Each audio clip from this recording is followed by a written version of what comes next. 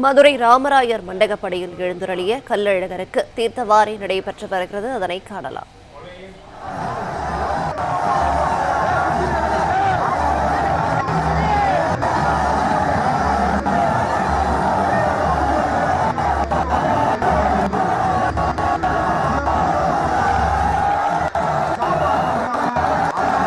மதுரை ராமராயர் மண்டகப்படியில் எழுந்தருளிய கள்ளழகருக்கு தீர்த்தவாரி நடைபெற்று வருகிறது. விவரங்களை தருகிறார் சிதில ராஜ்குமார். ராஜ்குமார், வணக்கம். விவரங்கள் என்ன சொல்லலாம்?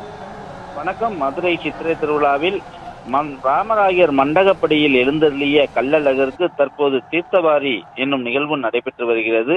மதுரை சித்திரை திருவிழாவில் முத்திரை பதிக்கும் விழாவாக கொண்டாடி வரும் கள்ளழகர் சித்திரை திருவிழாவின் சிகர நிகழ்வாக கள்ளழகர் இன்று காலை வைகை ஆற்றில் பச்சை பட்டுடுத்தி எழுந்தருளிய நிலையில இப்பொழுது மதுச்சியம் பகுதியில் உள்ள ராமராயர் மண்டபத்தில் எழுந்தருளிய கள்ளழகருக்கு தீர்த்தவாரி என்னும் நிகழ்வு நடைபெற்று வருகிறது. தங்க குதிரை வாகனத்தில் வந்த கள்ளழகரை மனம் குளிர வைக்கும் வகையில பாரம்பரிய சோப்பரை பைகள் மூலமாக தண்ணீரை பீச்சி அடித்து நேர்த்தி கடன்களை பக்தர்கள் நிறைவேற்றி வருகிறார்கள். ஒவ்வொரு ஆண்டும் சித்ரா பௌர்ணமி அன்று மண்டுக மகரிஷிக்கு சாப விமோசனம் வழங்கும் பொருட்டு சுந்தராட்ச பெருமாள் கள்ளழகர் வேடமிட்டு வைகை ஆற்றில் எழுந்தள்ளக்கூடிய நிகழ்வு நடைபெற்று வருகிறது. அதே போல இந்த ஆண்டிற்கான கள்ளழகர் சித்திரை திருவிழாவானது கடந்த 8ஆம் தேதி தொடங்கிய நிலையில் 3வது நாள் நிகழ்வாக நேற்றைய முன்தினம் மதுரை மாவட்டத்திற்கு அழகர்மலை அடிவாரத்தில் உள்ள கள்ளழகர் திருக்கோவிலில் இருந்து சுந்தராட்ச பெருமாள் தங்க பல்லக்கில் கள்ளழகர் வேடமிட்டு புறப்பட்டார். 18ஆம் படி கருப்பணசாமி கோவிலில் கண்டாங்கி பட்டுடுத்தி புறப்பட்ட கள்ளழகர் அவரிடம் உத்தரவு வாங்கி அவர் கொண்டு வந்த அந்த நிகழ்வு நடைபெற்றது. நேற்று அதிகாலை மதுரை மாநகருக்கு வந்த கள்ளழகரை வரவேற்கும் விதமாக 3 மாவடி என்னும் இடத்துல எதிர் சேவை என்று மக்கள் திரளாக கூடி கள்ளழகர் மீது தண்ணீர் பீச்சடித்து அவரை வரவேற்கக்கூடிய நிகழ்ச்சி நடைபெற்றது.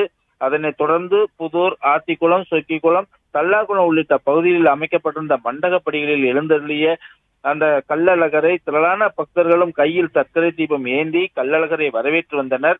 தொடர்ந்து நள்ளிரவு தல்லாக்குளம் பிரசன்ன வெங்கடாசலபதி பெருமாள் கோவிலில் திருமஞ்சனம் நடைபெற்றது. இதைத் தொடர்ந்து ஆண்டாள் சூடி கொடுத்த மாலையை அணிவித்துக் கொண்டு வெற்றிவேர் சப்பரத்தில் எழுந்தருளினார். தொடர்ந்து 1000 பொன் சப்பரத்திலும் எழுந்தருளினார். இதனை அடுத்து மதுரை தல்லாக்குளம் பகுதியில் உள்ள கற்பணசாமி கோவிலில் இருந்து தங்க குதிரையில் எழுந்தருளி வைகை ஆற்றை நோக்கி புறப்பட்ட கள்ளழகரை தமுக்கம் பகுதியில் தொடங்கி கோரிப்பாளையம் ஆழ்வார்புரம் பகுதி வரை திரளான பல்லாயிரக்கணக்கான பக்தர்களும் வரவேற்றனர். கற்பசாமி வேடமிட்ட பக்தர்கள் அழகர் மீது தண்ணீரை பீச்சடித்தும் உற்சாகமாக ஆடி பாடியுமாக அந்த வரவேற்பு நிகழ்வு நடைபெற்றது.